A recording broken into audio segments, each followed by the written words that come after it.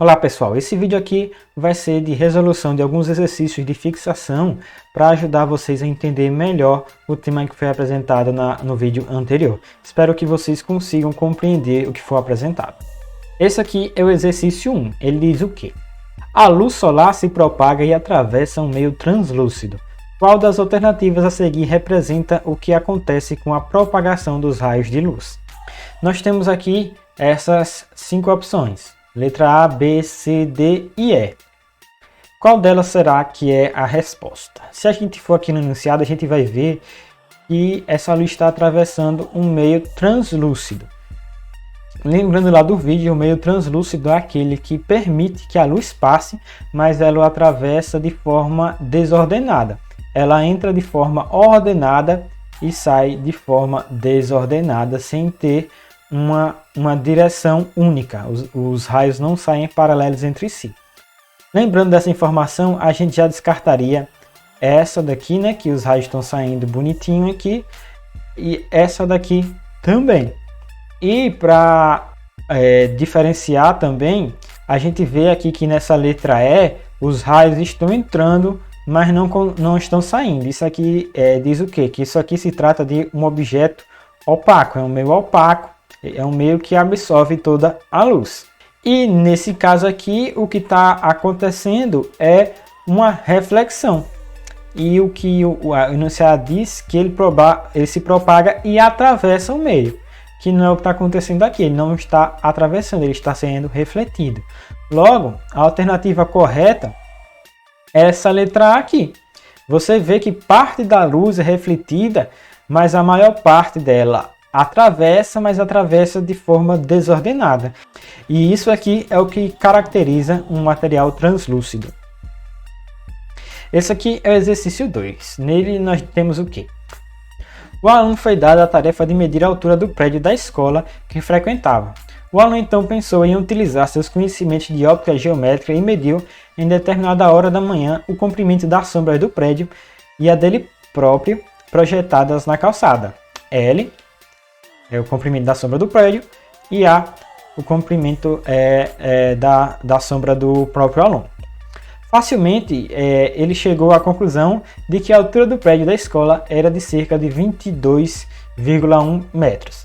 As medidas por ele obtidas para as sombras foram L igual a 10,4 metros, ou seja, a sombra do prédio foi 10,4 metros, e A 0,8 metros. A sombra dele foi de 0,8 metros. E a questão pergunta o quê? Qual é a altura do aluno? Aqui nós temos uma ilustração desse exercício. A gente tem aqui que em determinado momento do dia, o prédio da escola tem uma sombra de comprimento L e o aluno tem uma sombra de comprimento A.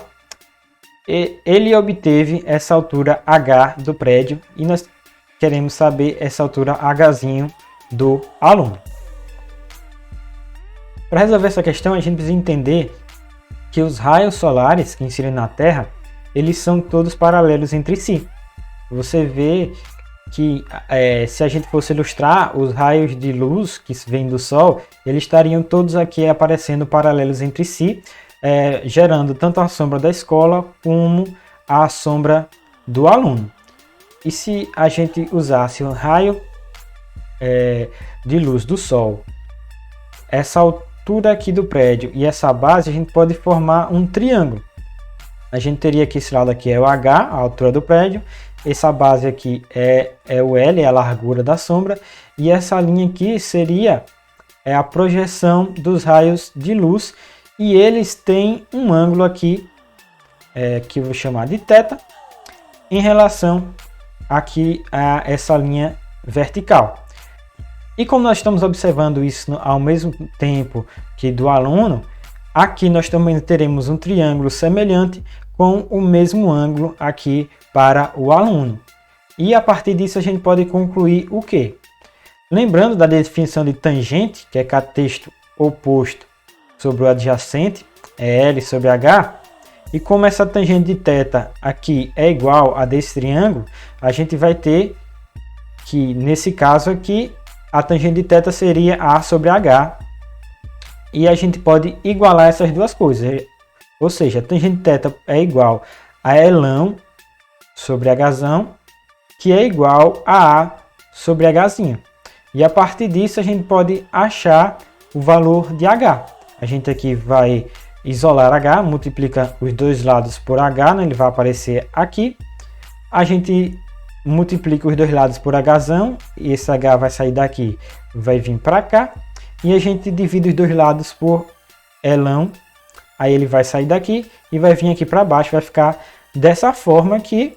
E é só a gente substituir os valores que foram dados na questão. A largura da sombra do aluno foi 0,8 metros. A altura do prédio que ele obteve foi 22,1.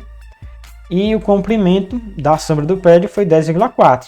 Usando aqui uma calculadora para fazer esse cálculo aqui, ou manualmente você pode fazer também, a gente obtém um valor de 1,7 metros, que esse aluno é grande tanto, né? Mas aqui é o resultado dessa questão. Agora temos aqui o exercício 3. Ele diz o quê? Quando a Lua se coloca entre o Sol e a Terra, ela intercepta parte da luz do Sol, projetando sobre a Terra um cone de sombra, que a gente vai ver na figura no próximo slide. Nessas condições, em certa região da Terra haverá eclipse total do Sol, isto é, para o observador nessa região, o Sol ficará totalmente encoberto pela Lua. Em outra região haverá o eclipse parcial do Sol, o observador verá a Lua encobrindo parte do Sol, e nas demais regiões da Terra não se observará nenhum tipo de eclipse do Sol. Considerando os observadores A, B e C na figura a seguir, responda. Aqui nós temos a imagem que ilustra esse problema, né? A gente tem o Sol, a gente tem a Lua que está gerando uma penumbra aqui e uma sombra. A gente tem um ponto A, um ponto B e um ponto C. E a questão que é o quê? Qual deles observará um eclipse total do Sol? Ele falou lá que para observar o eclipse total do Sol, ele não vai estar observando nenhuma parte do Sol. O Sol vai estar completamente coberto pela Lua, que no caso ele vai estar aqui nessa posição de sombra, onde nós não poderemos observar o Sol. Logo, essa resposta aqui para essa letra é a letra A. Quem estiver aqui nessa posição A vai estar na sombra da Lua e não conseguirá ver o Sol perfeitamente. Aí a letra B diz, para qual deles o Sol será parcialmente eclipsado? Ele será parcialmente eclipsado na região de penumbra, onde ainda alguns raios de Sol conseguem chegar. Como nesse caso aqui temos os raios de Sol que chegam aqui nesse ponto B e outros não, como é o caso dos raios que saem dessa região aqui do Sol. Logo, nessa região aqui a gente vai ter uma penumbra e um eclipse parcial do Sol. Ou seja, no ponto B que as pessoas observarão um eclipse parcial. Na letra C, qual deles poderá enxergar totalmente o disco solar? O único que sobrou aqui é o ponto C, né? A gente pode observar que nesse ponto C os raios de luz podem atingi-lo de qualquer ponto do Sol. Eles vão atingir esse lado C. Claro, qualquer ponto desse lado do Sol, né? Do outro lado não vai chegar a luz aqui, né? Mas é isso aqui. A letra C é a posição C. Isso aqui é o nosso exercício 3 para vocês revisarem um pouquinho sobre eclipse. Agora nós temos aqui o exercício 4. Nele diz o quê? Uma criança se aproxima em linha reta do mastro da bandeira e mede 6 metros de altura. Ele fica em frente à escola. Sem levar em conta a altura da criança, determine de que ângulos visuais ela vê o mastro quando está à distância de 100 metros, 50 metros e 10 metros. Ilustrando aqui esse problema com essa imagem. A gente está desconsiderando a altura da criança para facilitar os nossos cálculos. Porque se vocês observarem, essas três regiões aqui são triângulos retângulos. Você vê aqui que temos esse triângulo aqui que tem essa base, tem aqui esse outro lado e nós temos aqui o cateto, um triângulo retângulo. E a gente tem aqui esse alfa 1, que é o ângulo visual 1, que é quando o aluno está a 100 metros de distância. Como é que a gente obtém esse ângulo visual? a gente, lembrando da definição de tangente, a tangente desse ângulo aqui seria a altura do mastro H dividido pela distância, ou seja, o cateto oposto dividido pelo cateto adjacente. E a gente pode utilizar aqui a função inversa da tangente, que a gente chama do arco tangente, que a gente aqui está representando por tan a menos 1. Tem diversas formas de a gente escrever o arco tangente que vocês veem lá na matemática. Se vocês não entenderem aqui, não se preocupem, que se eu for colocar em algum exercício ou se tiver em alguma prova, a gente vai colocar os valores disso aqui para vocês. Mas vocês têm que lembrar que esse aqui, tan a menos 1, é a função inversa da tangente. Quando a gente aplica essa função aqui dos dois lados, a gente cancela a tangente aqui desse lado e fica só o ângulo. E a gente pode obter o valor desse ângulo através dessa equação aqui. Para a letra A gente tem o quê? Que o mastro, a altura original dele é 6, né? E a distância é 100. Quando a gente faz esse cálculo, a gente obtém o valor de 3,4 graus. Isso aqui a gente obteve com uma calculadora. E se a gente for pedir para vocês fazer, a gente te dará alguns dados para ajudar nessa tarefa. No ponto B, aqui é 50 metros. A diferença aqui que embaixo vai ser 50.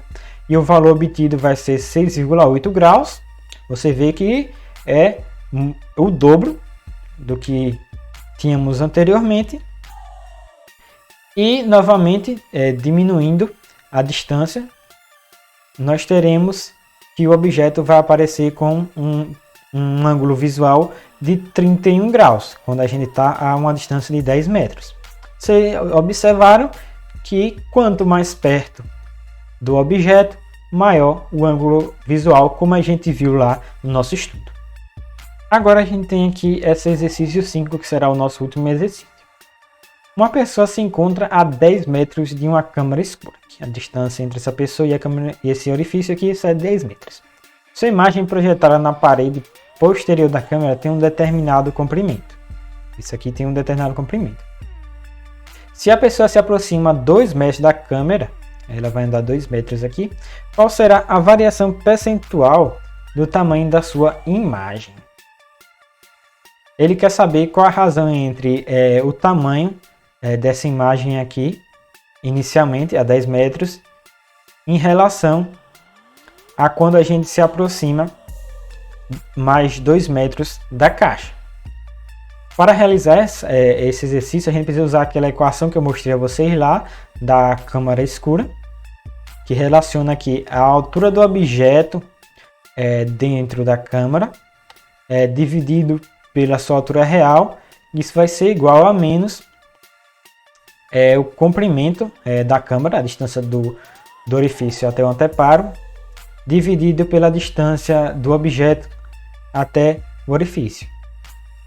Se nós isolarmos aqui o comprimento do objeto, a gente vai obter essa equação aqui. Eu multipliquei os dois lados por y e ele veio para cá multiplicando e saiu daqui de baixo. Chegamos a essa equação. Para saber qual foi o aumento da imagem, a gente vai dividir o comprimento dela após ele se aproximar mais pelo comprimento anterior. Eles vão ser dados por essa equação aqui. Esse y'd é o comprimento depois, que ele vai ser dado pelo comprimento real vezes o tamanho da caixa, né? Do comprimento da caixa, que esses dois valores aqui são constantes, eles não se alteram, dividido pela distância entre a pessoa e o orifício depois de se aproximar mais. E o comprimento anterior, ele vai ser novamente o comprimento real vezes o comprimento da caixa, dividido pela distância antes de se aproximar. E se a gente fizer essa equação aqui, a gente vai perceber que a gente pode dividir isso por isso e cancelar. E no final das contas a gente só vai ter esse PA, né, que vai aqui para cima, multiplicando meios extremos, né? E esse PD que vai aqui para baixo. Ou seja, o comprimento da imagem depois dividido pelo comprimento da imagem antes vai ser igual à distância antes dividido pela distância depois, a distância entre a pessoa e o orifício, entre a caixa. Substituindo os valores, a gente vai ter aqui isso aqui, que vai ser 10 sobre 8, que vai dar o valor de 1,5. Em termos percentuais, a gente vai ver que 1,5 quer dizer que o objeto aumentou 25%. Para saber isso aqui, a gente sabe que se esse valor desse 1, ele estaria dizendo que o comprimento depois tem o mesmo tamanho do comprimento anterior. Mas como ele é 1,25, ele é 1/4 maior. No caso, ele aumentou 25%. E esse aqui é o nosso exercício 5. Obrigado pela atenção, bons estudos e espero que esse exercício tenha ajudado vocês a compreender melhor o tema.